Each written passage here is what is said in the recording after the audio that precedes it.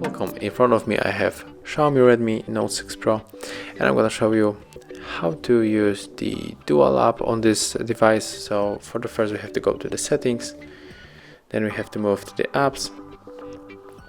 As you can see, there's the option dual apps, so click on it, and right now you see the list of the apps that support the dual apps, dual clone apps, whatever you call it. So we can go for the Facebook and maybe for the AliExpress also.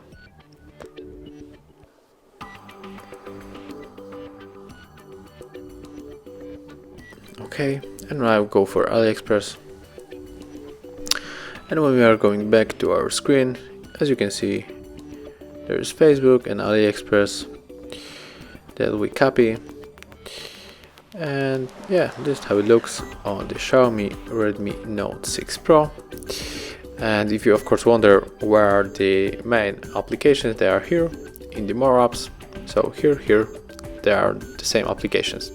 Thank you for watching, leave thumbs ups, comments, and of course subscribe to our channel.